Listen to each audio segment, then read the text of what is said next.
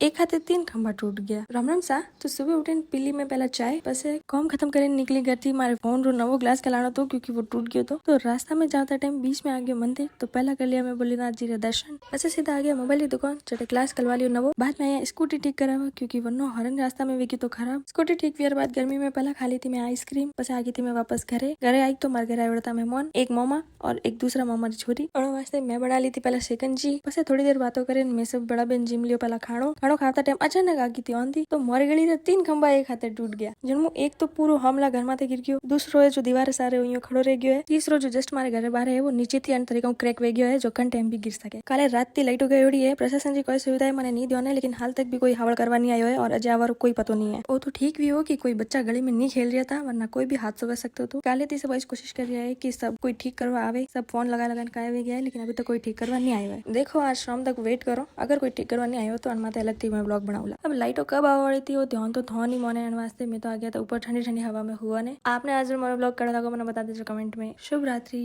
Thank you for watching.